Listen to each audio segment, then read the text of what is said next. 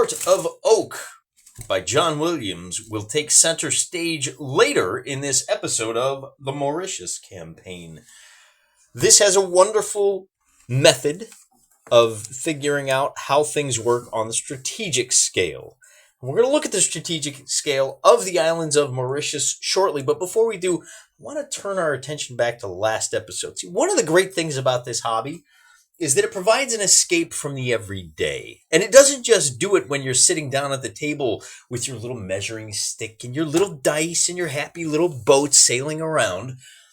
It can be used to escape from all kinds of situations. Maybe you're at a work meeting that really should have been an email. Maybe you are stuck on the corner of the street waiting for a bus and hoping that the chronic behind you who's screaming at the moon isn't carrying a shank and decides that you look like a moon yourself. Maybe, and I'll confess, sometimes when Father Bong is trying to stretch his 8-minute homily out into 15 minutes and he starts to repeat himself, and I got it. This is it. This is it, guy. We got it. I'm not proud of it. Probably need to hit confession. You guys don't count. Gotta go down to a priest. Tell him, sometimes my mind starts drifting and I start thinking about Mauritius. And I start thinking about what happened in the last episode. I start thinking about when it came time to let's zoom in on that. When it came time to find out what happens when the Sirius is in hot pursuit of the Venus and the Orient. Wait, was it the Orient or was it the Ceylon? Let's take a look here real quick. Remember, we used the blood, bilge, and iron balls, and it's got these wonderful little sheets that remind me so much of Car Wars. I think I say that just about every episode. You're probably sick of hearing it. So the French ship, the Venus, and then the Sirius was in hot pursuit of this Venus and the Ceylon. Thought so. I wonder if we did that right. The more I think about it, the more I'm not thrilled about the way we did that. So the Venus and the Ceylon came charging out of the what was St. Pierre. That's what it was. That is Port St. Pierre. And for those of you that haven't watched that episode, how dare you, first of all. Second of all, the St. Pierre is right here by this. Let me grab a little pencil because my fat fingers don't make it. It's right there in this little point. And it turns out, I think it actually is one of those ports that had like castle walls and like fortresses at the entrance. It's not just like a here, let me go flip this over. It's not like, hey, here's a bunch of quays, I think they're called, and then the town is right here and the boats kind of sail up. That's kind of what you're looking at over here for the British over here at Rodrigues. They're over here outside of the reef and such. This is where the port is. But over here, it's proper port facility. And, thinking about it from the perspective of the British, I think we kind of screwed them over a little bit. They were a little out of position. They weren't really in the place that they needed to be. And that's because, let me just sketch this out for you real quick. When you've got one ship, so here's the mouth of our harbor, okay? There's a fortress here, and there's a tower here, and the boats, maybe it's a river or whatever, but the boats, when they want to get out of the harbor, so here's these cannons, and they can shoot to about here. The Sirius probably should have been parked right about here, and for a very good reason. First of all, they've got their flank to the enemy. They can throw a broadside. And the French vessels, as they came out, remember, it's a complicated process coming out of a harbor. You've got channels here, and you've got reefs, and you need to have a pilot on board your ship, somebody who knows those things. You are on a wartime footing. All of the markers and buoys and piers and probably not lights, but all of those things that tell you where the danger spots are have been removed because you don't want, as the French, you don't want to make it easy on the British to get into the harbor. So you take all those out and you rely on people that know, guys that have grown up in town, guys that have spent 20 years sailing in and out of this harbor. So they can kind of tell you, oh, by the way, you want to veer a little bit to the left so you don't hit that one rock that everybody knows about. Well, you don't know about it because you grew up in merry old England or merry old France. So you have to kind of get out, and then the pilot's got to get in a little boat, and he's got to go back home. He doesn't want to go all the way to the Bay of Bombay. He doesn't want to go back to France. He lives here. This is where his family is. So, it's a little bit complicated. Not only that, but in a harbor like this, you don't want to make the harbor mouth wide enough for 6 ships to sail in. You're just inviting trouble if you do that. The British are going to sail 6 ships in. You're in trouble. You make it just wide enough for one ship right? Single file. Okay, well, that means the problem is that you're going to send out maybe the Venus sails out first, and you've got your T crossed already. And so the British can just go blah, blah, blah, blam, get all of those raking shots. And then the Ceylon came wandering up and blah, blah, blam. Well, okay, we didn't do that. We actually brought both of those French ships out side by side, which I think was kind of a mistake, but that was helping the French. Now, on the other hand, letting them sail out so easy as you please, the French went like this. Whoop, I'll run this way. Whoop, I'll run this way. We're just looking to get out. But think about this. Let me zoom back out here so I can show you. You have the Sirius, which is a 40-gun frigate. And you've got one's 38, one's 40, but you've got two French ships. The French have a 2-to-1 advantage. Why didn't the French jump on the British? Why didn't you put your boats? So here's our British. Remember, they were a little out of the way, so they come sailing down. Why don't you put your French here, and you can trade shots 2-to-1. You are going to win that fight 9 times out of 10, my friend. That is the kind of fight that you, as the French, want. And then whichever ship is the least badly damaged, they can set off in hot pursuit of the plunder that the British have hauled away. We didn't do that. We just sent these two French ships out, merry as you please. Traded a couple shots. They got done. Now, the good news is it was a fairly short episode, right? We got through it pretty quickly, but there's a couple of things. On the one hand, we kind of screwed the French over by not just going at it hammer and tongs, hitting the Sirius with everything we got. At the end of the day, I think it's a bit of a wash. I think that we could have done that better in a whole lot of different ways, but I screwed up once to the benefit of the French and once to the benefit of the British. And so today we're just going to ignore that and say, you know what, let's just call it a tie. You know, it was an episode of what we call in American football, we call it the sister kiss, a tie game. You know, on the upshot, you got a kiss. On the downside, it was kind of your sister. So, you know, kind of, the two kind of. Anyway, so that now the question is, how can we screw up the strategic turn? And I put down 2 weeks ago, it's been a while, 2 weeks ago, I said, okay, well, the British are going to they're going to zip out, try to get some distance, nice wide space for them to hide out here in the open waters. And, I'm not done with the harbor thing, because the other thing, bear in mind, one of the things when you're dealing with a situation like this, you got to remember what the situation is like on the ground or on the water, as it were. There's information being passed back and forth. Maybe the British have spies that they're dropping off and picking up in the evening. Maybe they've got paid informants. Whenever there's a harbor here and you've got a 40-gun frigate, those don't just leave on a dime. Like whatever your intel, whatever your counter intel is, eventually that ship is going to have to up anchor. And if it's been parked at the docks for a long time, that mast is going to start moving. And as soon as it starts moving, the British are going to know. They're going to have time.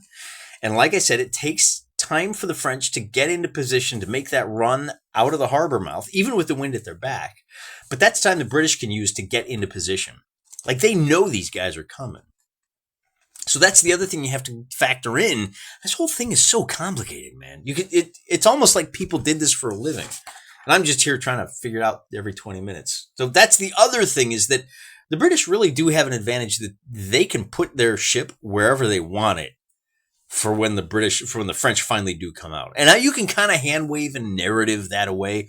I guess the British, the naval intelligence really screwed the pooch that time. Boy, they thought they had it figured out. But the French counter intel was way better, and the French managed to steal a march. Maybe the French tended to sneak out at night, but again, if you don't have any buoys, you don't have any markers, that's a dangerous prospect. I wouldn't recommend it. And it's not like you can even light a lantern. As soon as there's any lights in the harbor, the British are going to wake up and go, beat to quarters, please. Really complicated stuff that we just kind of hand wave away. Now let's turn our attention back, as I said, to the strategic situation. I planned out that the British treasure fleet, such as it is, they've recaptured the Nereid. I don't know why I have an M there. They've got two transports. Oh, they recaptured the Creole, excuse me. And they're going to want to blast out into open water. So they've left on the 29th, which is the same day that the ship set sail from St. Pierre. And they spent 2 days just sailing due basically southwest to try to take advantage, get lost in the blue, and then they have to turn and make the long slog upwind. I said, well, maybe the Nereid decides to go. I see, maybe it is the Nereid. What? I'll have to double check my notes. Maybe he decides to go relieve the Boetica.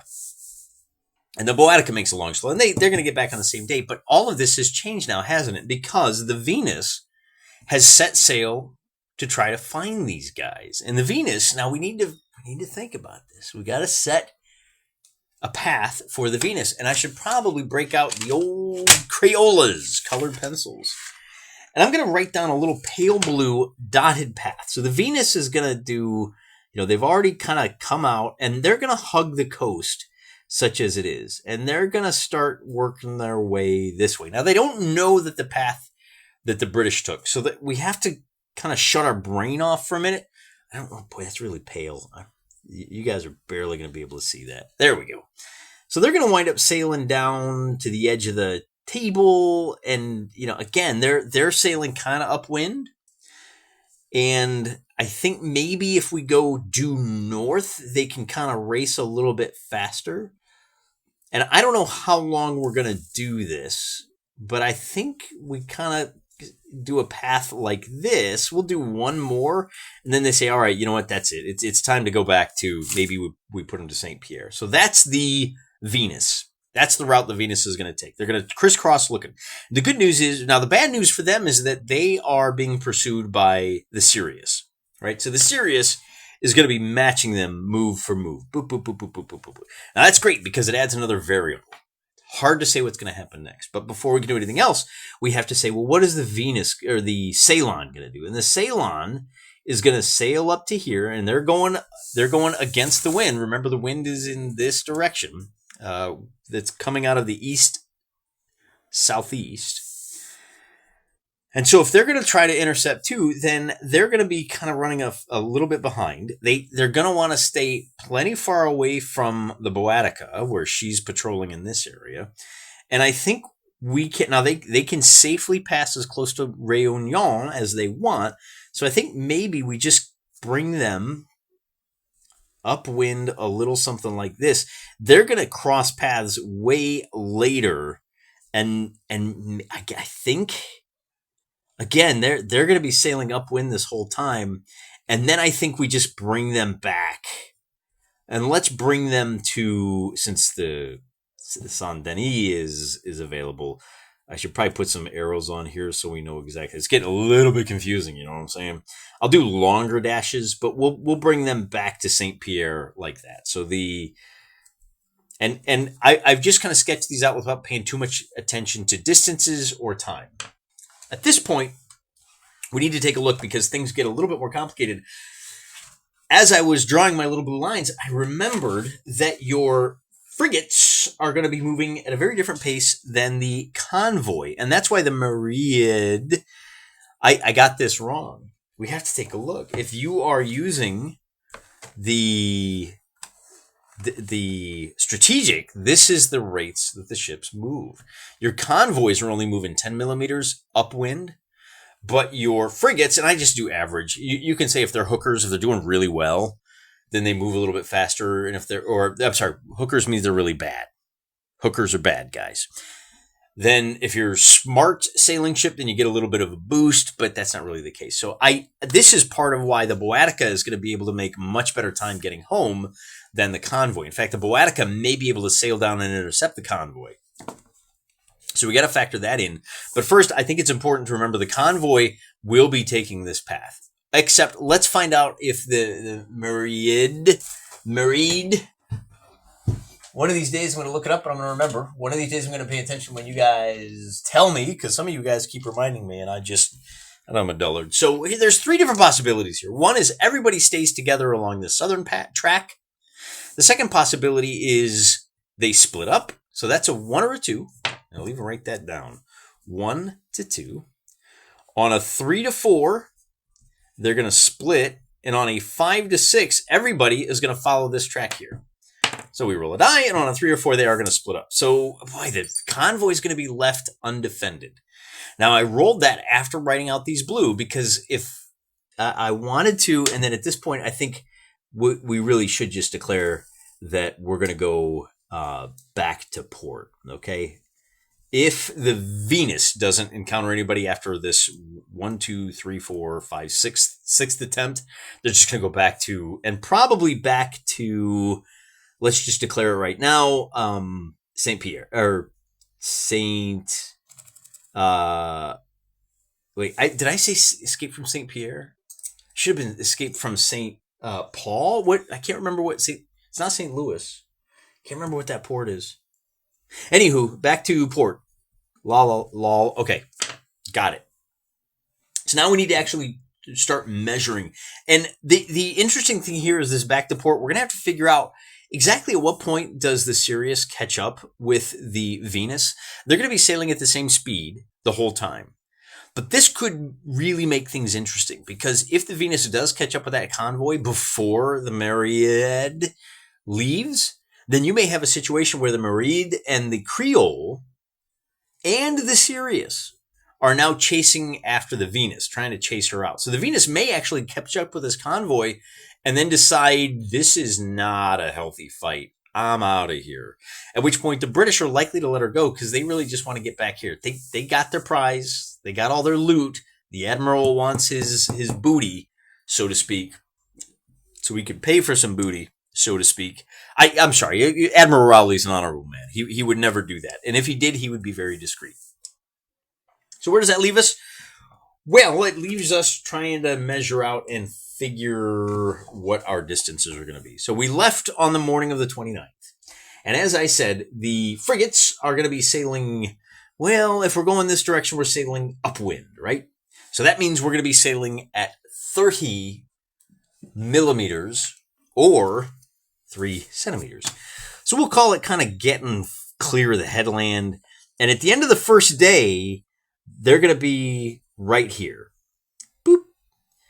So the convoy will be about, can they see them already? I think they're going to be about 8 millimeters away, which is too far. Remember, you can only see 6. So we'll give them the benefit of the doubt on this first day that, by the time they got, maybe they were an hour behind and they just miss them. And then we say, okay, well, if we're sailing upwind, we're still going to be sailing at 3. So that's day 1, or I should say that's the 30th. This is the 31st. And then, oh my goodness, this, oh, wait. So now we're sailing, upwind. So this will be New Year's Day 1. They're never going to hit them. They're never going to find them. If you are sailing downwind, which we are now, so that's going to be the 1st, the 2nd, and then we're back to just 3. So this would be the 3rd, and then there's going to be a little bit, we'll give them a third of the day, and then I'm going to take a little bit off. So this is, we'll call it 30, plus that little bit of extra. It's between 30 and 35, so I guess it really doesn't matter. We're just going to say 3, 4, and then on the 5th, there we got 3 more centimeters. So on the 5th, and maybe that's what it is. They sail this way for a day, and then they say, all right, you know what, this just isn't working out. We're going to go home. So that's going to be back to port. That's going to be on the 6th right there. And then if they go back to La Réunion, it's going to be 6th. Do we just keep them zigzagging to see what happens? Because on the 3rd, 4th, 5th, 6th, this is how far apart they are. And if they're going 30 centimeters back and forth, they're just going to miss them. That would be the 7th. I mean, we could put one more little sawtooth in here. That's going to be the 3. And then, I guess I'll make these. So there's 31st. I'm going to make these solid lines now because I think it'll make it easier on the next step of the journey. So they go down and they come up, and then they have a slow day and they have a fast day. And then here's where they go, you know what, this just isn't working out. We're worried about the Boetica, and we're going to take 3 days to get back to here. So this is going to put the Venus back to port. Although, maybe with the Sirius in hot pursuit, they can't afford to do this because the Sirius will get ahead of them. But let's find out what happens to this. Before we think too hard about that, let's think about what happens to the Ceylon now. The Ceylon is going to be at about right there, 15, and then we'll bring them down here to, let's call it 30, right about there. That's where their first day is going to end. These frigates are pretty quick, so that's going to be at the end of the day on the 30th. And then if we follow this track again, we're sailing upwind. So this would be on the 31st. And then they're actually going to be a little bit ahead. That would be on the 1st right here. So they're a little bit ahead. They're way ahead. This is where the Venus is, and this is where the Ceylon is. So the Ceylon is, and they don't know, right? Like they don't know if the British are coming a little closer like this. That's why they're kind of, I know it's starting to look like a hot mess here, guys. So we bring them down on the 1st, and then it's going to be, they could go 35. They might actually have a little reunion of their own. That's going to be on the 1st. This would be on the 2nd. And then if we give them one more path, looking for a fight, that's going to put them on the 3rd. And then they come back up 35. That's going to put them on the 4th. And they say, all right, we're going back home. And with the wind at their back, they're going to be able to sail 35. What do we say? Oh, shoot. Downwind, they can sail 58. But we're going to cut that in half. Now they can go 58. So that would put them 4, 5, back in port on the 6th. At lunch on the 6th. So we've got the Ceylon now. And then I'm just going to write here's the Ceylon. So barring any other unforeseen circumstances, here's our convoy on the 3rd, 4th, 5th, 6th.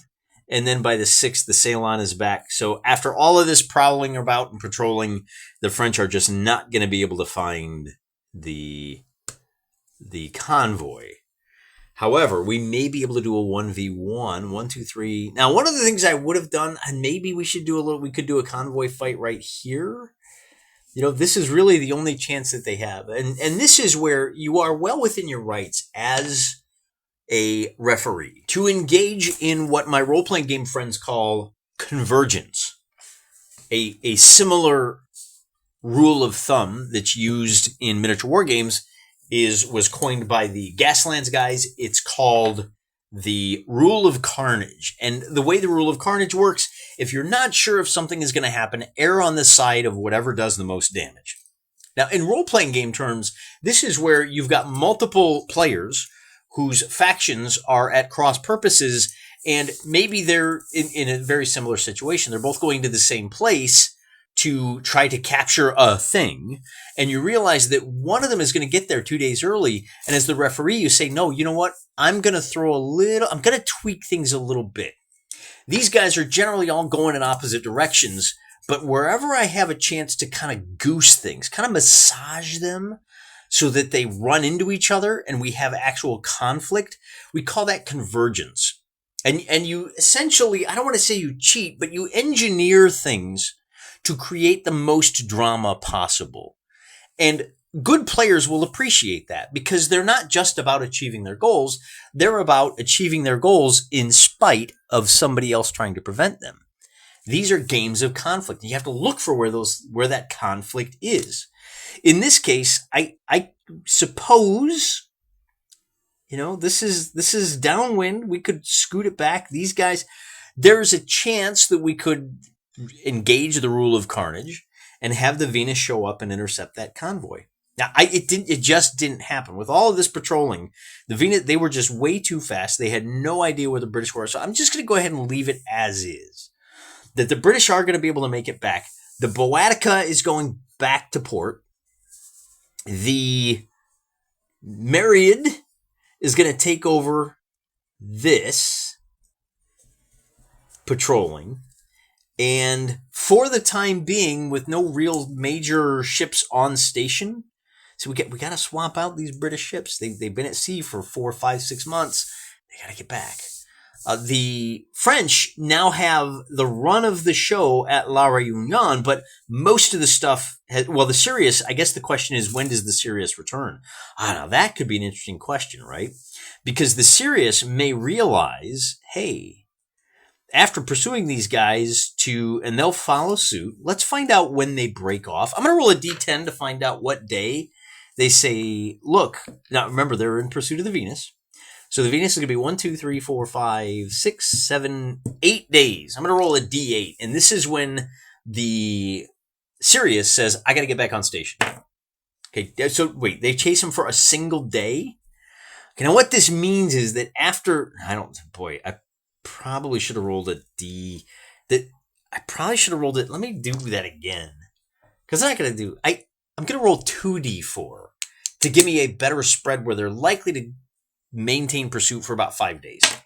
So there's 1 and then a 2. So after 3 days, so they say, okay, 1, 2, 3. You know what? You're never going to find my buds. I'm going to go ahead and sail back. So the Sirius now is going to sail down to here. And then after 3 days, the Sirius, where are they going to sail? Well, again, I want to maximize the potential for an encounter. So they may decide, well, geez, if I'm sailing downwind, I can kind of sail and patrol in this area right here. And so I'm not going to use my ruler, except for I'm going to use inches so I don't confuse myself. So they may actually say, well, let's go up to here, and then we'll cut back across, and then we'll come back up on station to get back to our blockade. All right, what that does is it allows me more opportunities to exercise the rule of carnage, because they're sailing downwind and they're in a hurry to get ahead of their foes. They're going to, so this is the first, this will be where they're at on the second, and then we'll slow them down. They'll wind up here on the third, and they can kind of tack back and forth. And then with 3, so there's our 3, we'll call that the fourth. And then as they sail back up here, they've got the wind at their back. Wouldn't you know it, they're going to wind up. Now here's where things get interesting. So that's the fourth. They're going to wind up here on the 5th. And this is where the French have the advantage, because at this point, the Ceylon gets word as they get close to Saint Denis, hey, the Sirius is back on station, sail down over here. So ultimately, much to my surprise, at the end of our January runabout, the Ceylon is going to be here, and the Sirius is going to block them up in port. Remember, we said the Venus is coming back. They're going to get word, no, you need to go back up to here. This is the only open port. And now we're back into the situation where the British have 4 ports they have to blockade with 1, 2, 3 ships, at least until they can get the Leopard back into, or the Boetica back into position, right? And so the Leopard, of course, can go out. Actually, we're gonna bring the Leopard back out to get in position. Once the Boetica gets anywhere near here, then the Leopard will wind up sailing. And again, with the winds in this direction, it's not going to take them long. At 58, the Leopard is going to be able to sail out, and they're going to make really good time. They're going to be able to go, well, 58, there's 10 to there's 2 days. Did I get that right? So here's 58. So there's day 1, there's day 2, and then 58 puts them back. Man, yeah, with the winds where they're at, it's only going to take them 3 days to get them back. Wow, what a hot mess, right? I need to step back and reposition all my ships, say where they're going to be at the end of January. So we've got the other thing we may do is actually have the Leopard take over for the Raisonnable. In fact, that's probably the way to do it, right? So the Leopard goes here, and then the Raisonnable. So if we send the Leopard out on the 20th, then on the 23rd, and the Raisonnable, oh, you know what? Boetica actually, because they're moving 58 or upwind, How fast do these guys move upwind? Is it 35? Let me check those numbers one more time. This is the danger of doing math live, and particularly this kind of geometry math, where there's a lot going on. But I think we can get through this episode here pretty quick. They actually sail 30 upwind. Yeah. So again, even if we do that, the Raisonnable is, so the Boatica, I said it's going to get, they're going to be able to move, I said 1, 2, 3 days like that. They're actually going to be able to move. This is the 11th, and then the 12th, and the 13th. So on the 14th, they arrive, and the Leopard goes, oh, okay, I better get back on the 15th, the 16th, and then the Raisonnable. So they've got the Marsh and the Revenant in. So now the Raisonnable can go on the 16th. That'd be on the 17th, 18th, 19th, and on the 20th, the Raisonnable on the 20th can now start their resupply. The Boatica is going to leave on the 20th, because that's when the Myriad, the Creole, and all those guys get back in. So we're going to need to put the Raisonnable is now in port, and the Boatica is going to spend 3 or 4 days getting themselves on station. Well, so we got the Myriad, the Boatica, and the Myriad. They can stand time. They've been okay. It's going to take them 1, 2, 3 days. So the Boatica will wind up over here. Boatica. Now, what does that mean? Well, that's where we're at the end of January, right? So in January, it's the Boatica here. It's the Leopard here at the end of January. The Raisonnable is being rested and refit. So we may send the Raisonnable up to Bay of Bombay, because just February is when we're going to send people back out and see if we have any high seas adventure way out there on the high seas. So with the Raisonnable, the Leopard has got their repairs. They were in port for 3 months. So then the Venus will be here in January. The Ceylon and Sirius will be down here in Saint Pierre, and we can get up to some more hijinks. The only other real question, what do we have? So the Marade is here, and then the French ships, the Marsh, Revenant, Caroline, the Orient, they're all kind of stuck exactly where they are. So I'm going to clean this up. Long story short, January, we had a lot of potentials, but aside from me punting on this one, we didn't really have any encounters, any significant shooting matches. And in retrospect, I kind of regret it. I really think this bizarre, complicated situation where one ship is pursuing a convoy while being pursued by another ship could have been really interesting. If one of you guys wants to set up that battle and fight it out, let me know what would have happened in our alternate history. That could be a lot of fun. In fact, maybe I'll even fight it out just to see what would happen, because why not? But ultimately, this is going to be the end of January, and next week we'll figure out what happens in the off season when the French, or maybe we need to fight, I'm thinking about it, maybe we need to fight more of those busting out of port fights.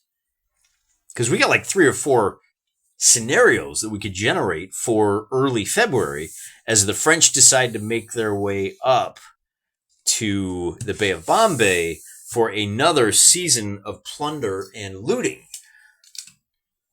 So again, I'm going to think about that when I'm waiting for the bus, when I'm stuck in a meeting board, hopefully not during church. I'm a bad boy.